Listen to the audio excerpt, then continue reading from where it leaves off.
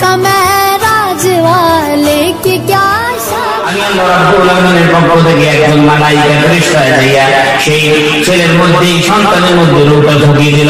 সঙ্গে সঙ্গে তোমার ভিতর রূহ আসল নড়াচড়া করতে তুমি শুরু করলে। তোমাকে বসে বসে মায়ের কোলে বসে বসে তোমাকে ক্ষুধার কোনো খাবারের প্রয়োজন হলো। বলে তোমাকে এখন কে খাওয়াবে? পৃথিবীর কোনো প্রধান, পৃথিবীর কোনো পঞ্চায়েত, পৃথিবীর কোনো নেতা, পৃথিবীর কোনো পিএম, পৃথিবীর কোনো মুখ্যমন্ত্রী, কোনো প্রধানমন্ত্রী মায়ের পেটের খাদ্য নিয়ে জীবনে কোনোদিন ভাবে নাই। হ্যাঁ পৃথিবীর বান্দা বান্দিরে, মায়ের পেটের খাদ্য সরবরাহ কেউ করতে পারে না। সন্তান ভিতরে আছে, কে খাওয়াবে? হ্যাঁ পৃথিবীর বান্দা বান্দিরা তোমরা শুনে রেখে দাও, আমি আল্লাহ রাব্বুল আলামিন এমন তোমার রব, আমি এমন তোমাদের আল্লাহ, আমি আল্লাহ সুবহানাহু ওয়া তাআলা কুদসি বান্দা সৃষ্টি করেছি। কেমনে খাওয়াবো? আমি আল্লাহ সুবহানাহু ওয়া তাআলা ব্যবস্থা করলাম। মায়ের মাসি পায়খানা তোমার নাভির সঙ্গে ফিট করে দিয়ে রে বান্দা।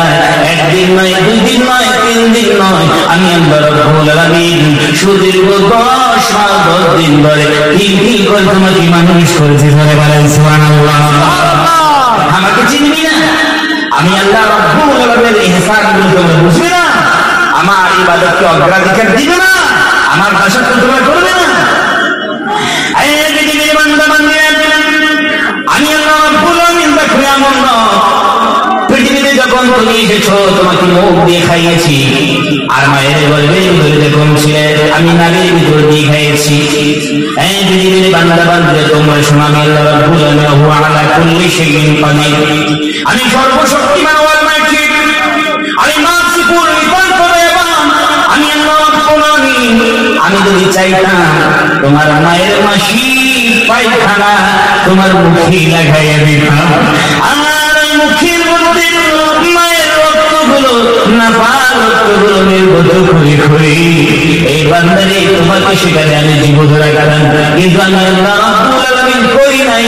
তোমার মায়ের মাসির পায়খানা তোমার নাভির সঙ্গে সেট করে দিয়েছি, মুখটা তোমার পবিত্র রাখলাম। এই জন্য রাখলাম যাতে করে দুনিয়া সার পরে বান্দা বান্দিরা দুনিয়ায় বসে বসে আমি আল্লাহ রাব্বুল আলামিনের জিকির আজকার করতে পারো। সুবহানাল্লাহ।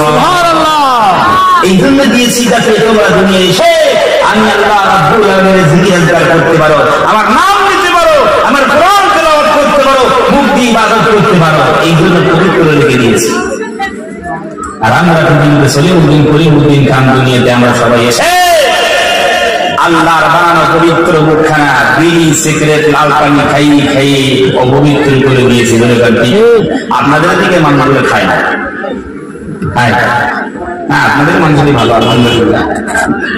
বিড়ি সিগারেট খাইল, তারপরে আবার যুবকরা এখন লাল পানিতে আমার ঘরে বেশি যাচ্ছে। লাল পানি বুঝে মদ, শরাব পান করে, মদক পান করে, তারা এই মুসলিম সমাজের যুবকেরা।